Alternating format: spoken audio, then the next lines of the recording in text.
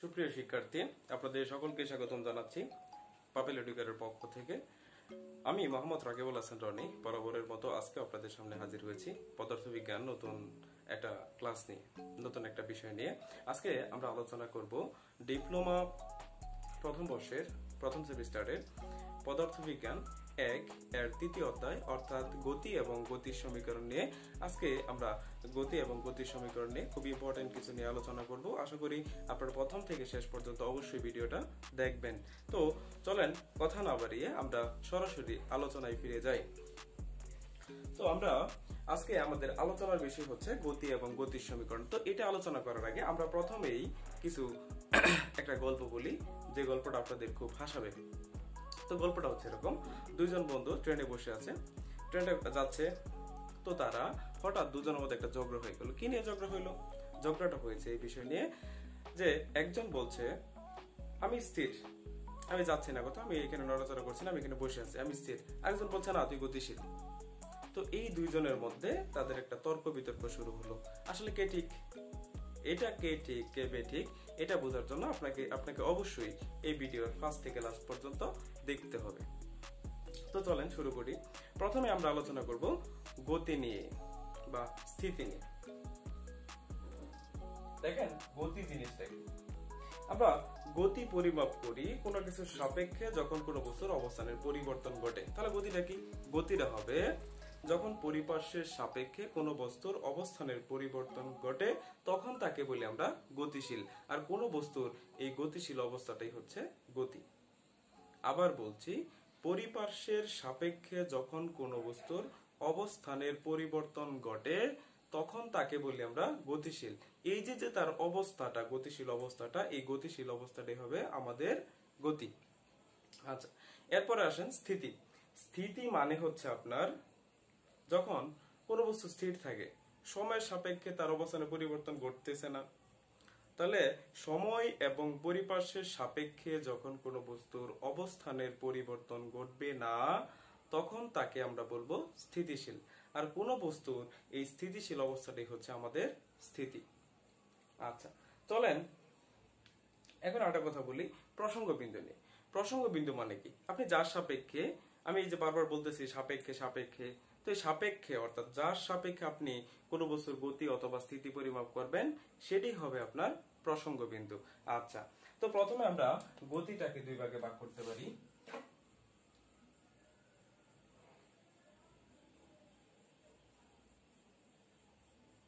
গতি হচ্ছে আপনার দুই প্রকার। এক নাম্বার হচ্ছে আপনার আপেক্ষিক গতি,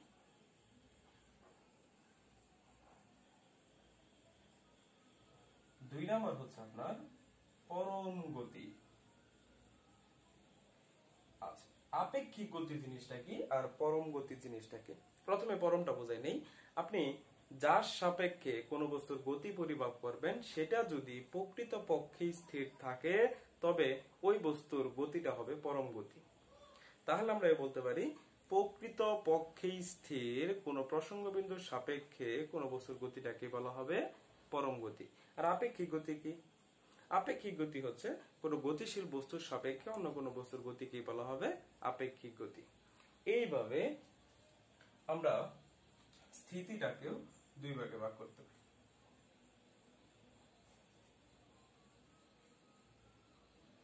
স্থিতিও আপনার হচ্ছে দুই প্রকার। এক নম্বর হচ্ছে আপনার আপেক্ষিক স্থিতি,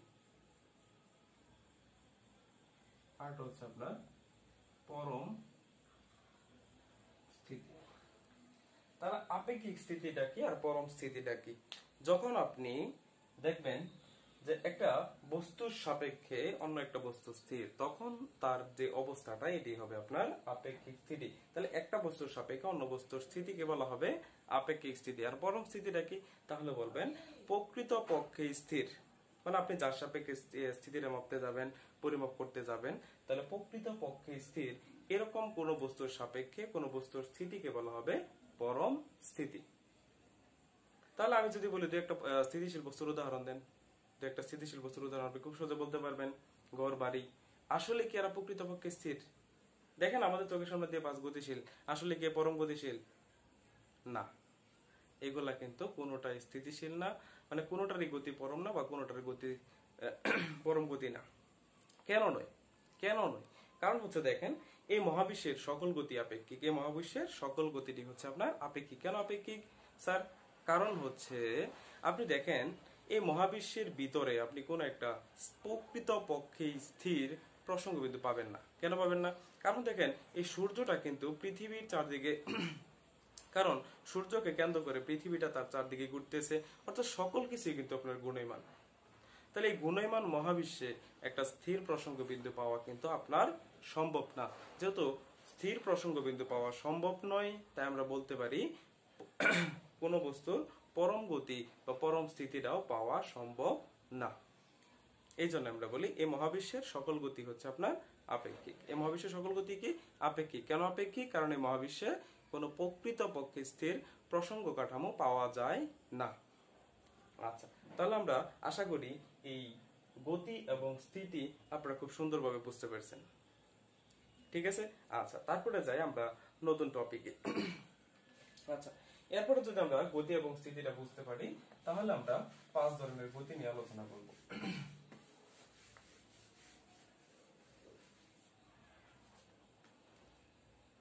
তাহলে দেখেন, 5 ধরনের গতি নিয়ে আমরা আলোচনা করব। 1 নাম্বার হচ্ছে আপনার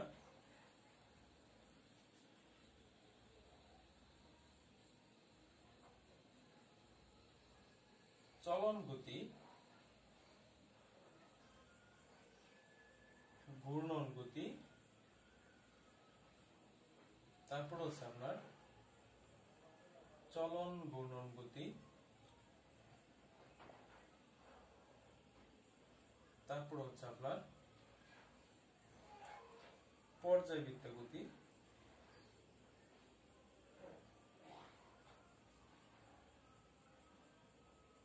তারপরে হচ্ছে আপনার দোলন গতি।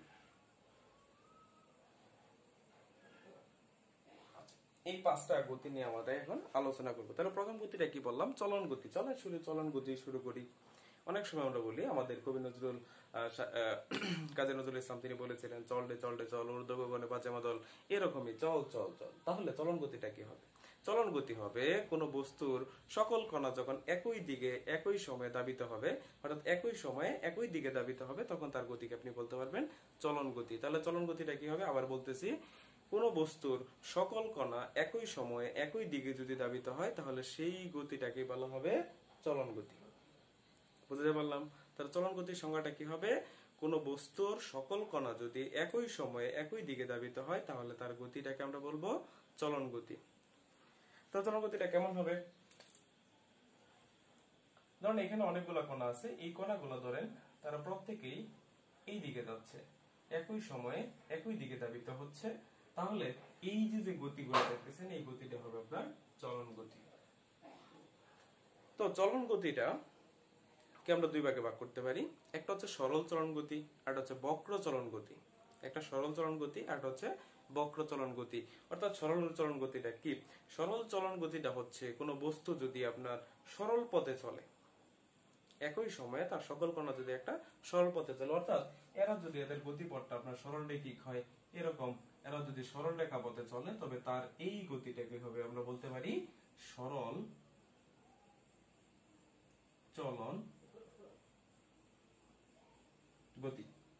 তারপরে বক্র বক্র ধরেন এখানে আপনি দুইটা কণা ধরলাম, এই দুইটা কণা ধরেন এইরকম বক্ররেখিক পথে চলতেছে, তাহলে এই যে দেখেন তারা একই সময় যদি একই দিকে যাচ্ছে, এবং বিকোণা দেখেন তাদের অবস্থানগুলো আপনি চিহ্নিত করতে পারেন। তো এই যে দেখেন তারা একই সময় একই দিকে যাচ্ছে, কিন্তু তাদের চলার পথটা কিন্তু হচ্ছে বক্র, মানে বাঁকা। তাহলে যদি এরকম বক্র পথে চলে, তবে তার গতিটা অবশ্যই হবে আমাদের বক্র চলন গতি। এটা হচ্ছে আপনার বক্র চলন গতি।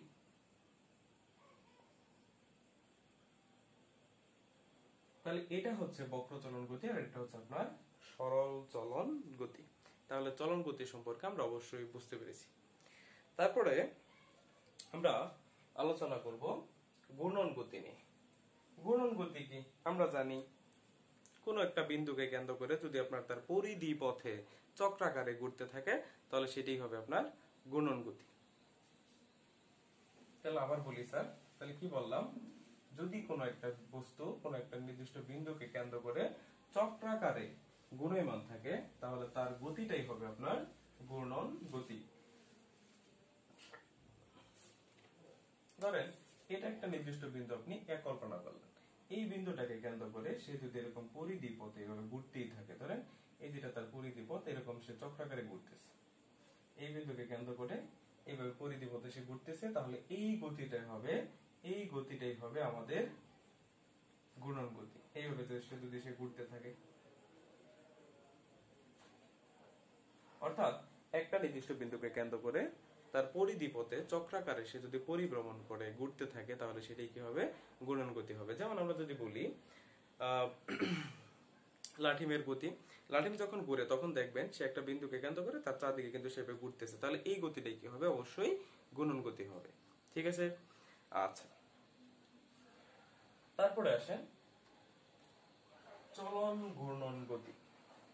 কোন একটা বস্তুর যদি চলন গতি থাকে এবং ঘূর্ণন গতি থাকে, অর্থাৎ দুইটা গতি থাকতে হবে, চলন এবং ঘূর্ণন। চলন এবং ঘূর্ণন যদি দুই ধরনের গতি থাকে তবে তাকে আপনি বলতে পারবেন চলন ঘূর্ণন গতি। তাহলে চলন ঘূর্ণন গতিটা কি স্যার?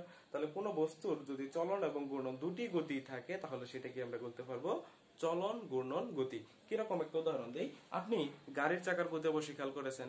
গাড়ির চাকা যখন একটা গাড়ি যখন যায় তখন তার চাকাগুলা কি করে? ঘুরতে থাকে, ঘুরতে ঘুরতে কিন্তু সামনের দিকে অগ্রসর হয়। তার মানে তার চাকাগুলোর কিন্তু ঘূর্ণন গতিও আছে আবার চলন গতিও আছে, এই জন্য গাড়ির চাকার গতিটা হবে অবশ্যই চলন ঘূর্ণন গতি। আমি যদি একটু উদাহরণ দিই,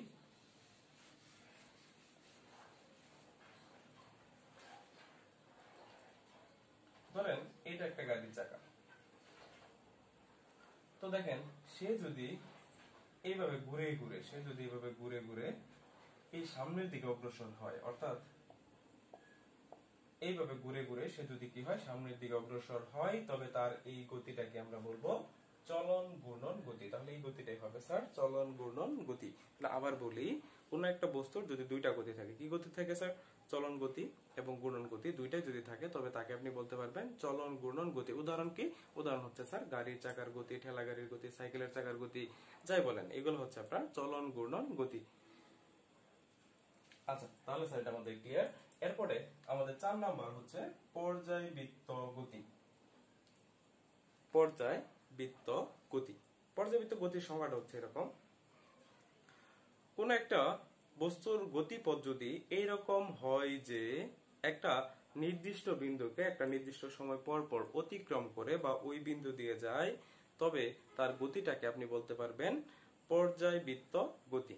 তাহলে পর্যায়বৃত্ত গতিটা কি স্যার? তাহলে পর্যায়বৃত্ত গতির সংজ্ঞাটা হবে, কোন বস্তুর গতিপথ যদি এরকম হয় যে, তাহলে গতিপথটা যদি আপনার এরকম হয় যে সে একটা নির্দিষ্ট বিন্দুকে একটা নির্দিষ্ট দিক দিয়ে একই সময় পর পর অতিক্রম করে, তবে তার গতিকে আপনি বলতে পারবেন পর্যায়বৃত্ত গতি। যেমন ধরেন পৃথিবীর গতি, পৃথিবী কিন্তু সূর্যের চারদিকে ঘুরতে থাকে, তাহলে পৃথিবী কিন্তু সূর্যের চারদিকে 365 দিন পর পর আপনার কিন্তু ঘুরতে থাকে। তাহলে এই যে একটা নির্দিষ্ট সময় পর পর সে ঘুরতে থাকলো, এই গতিটাকে কি বলা হবে? আমরা এটাকে বলতে পারবো পর্যায়বৃত্ত গতি। আরেকটু যদি উদাহরণ দিই,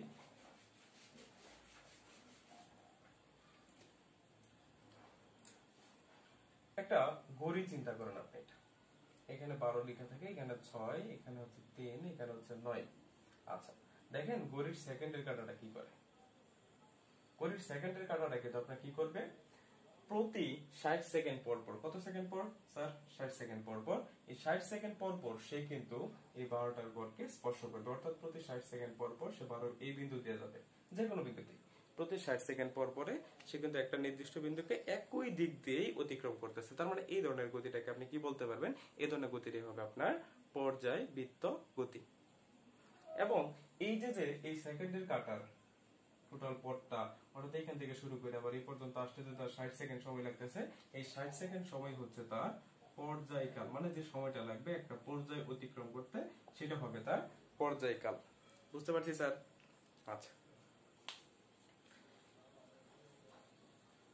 তারপরে লাস্ট একটা টপিক, দোলন গতি। তো স্যার আমরা ছোটবেলায় অনেকে দোলনায় উঠেছি, দোলনা চড়েছি। আমরা যে দোলনায় উঠতাম কেউ আমাকে টান দিত, তারপরে আমরা দুলতেই থাকতাম। এই যে যে স্যার আমাদের দুলনায় চড়ার গতি, দুলনার গতি, এই দুলনার গতিটাই দুলন গতি। কিরকম দুলন গতি আপনি যদি খেয়াল করেন, ধরেন এটা একটা দড়ি এখানে বেঁধে দেওয়া হয়েছে, তারপর আপনি এখানে বসছেন, তো কি করছে, আপনাকে এখানে টান দেওয়া হয়েছে, এই দিকে টান দিয়ে আপনাকে এইভাবে ছেড়ে দেওয়া হয়েছে। তখন কিন্তু আপনি একবার এদিকে যাবেন, আবার এদিকে আসবেন। এই যে এখানে আপনার যে গতিটা তৈরি হইল, সেই গতিটাই হবে দুলন গতি। তাহলে স্যার আমরা যদি সংজ্ঞাটা বলি, সংজ্ঞাটা বলতে পারি যে কোন বস্তু কণার গতিপথ যদি এরকম হয় যে একটা তার পর্যায়কালের অর্ধেক সময় একদিকে, বাকি অর্ধেক সময় তার বিপরীত দিকে চলে, তবে সেই গতিটাকে বলা হবে দুলন গতি। আপনি খেয়াল করেন, আপনি কিন্তু আপনার যে টোটাল সময়টা লাগে এই পর্যায়কালের অর্ধেক সময় কিন্তু আপনি এই দিকে যান, আর বাকি অর্ধেক সময় কিন্তু আপনি এই দিকে যান, মানে আপনি এই দিকে যাচ্ছেন আবার এই দিকে আসতেছেন, তাহলে এই গতিটাই হবে আপনার দুলন গতি। বুঝতে পারলাম স্যার? আমরা আবার একটু রিভাইজ করি। আমরা কি পড়লাম? প্রথমে পড়ছি গতি, তারপরে স্থিতি, তারপরে গতির প্রকারভেদ, স্থিতির প্রকারভেদ, তারপরে একটা প্রশ্ন পড়ছিলাম যে এই মহাবিশ্বের সকল গতি আপেক্ষিক কেন, কেন পরম নয়? ঠিক আছে, তারপরে আমরা পড়ছি গতির প্রকারভেদ, অর্থাৎ পাঁচটা কিন্তু এখানে আপনার গতি ছিল, 5 ধরনের গতি ছিল, আমরা 5 ধরনের গতি নিয়ে কিন্তু আলোচনা করেছি। তাহলে এই ছিল আজকে আমাদের ক্লাস। আমরা সামনের ক্লাসে নতুন একটা টপিক নিয়ে আপনাদের সামনে হাজির হব। সেই পর্যন্ত আপনারা অবশ্যই ভালো থাকুন। সকলকে ধন্যবাদ। সবাই পরিশ্রম করুন, অবশ্যই মনোযোগ সহকারে পড়াশোনা করুন। ধন্যবাদ সবাইকে। আসসালামু আলাইকুম।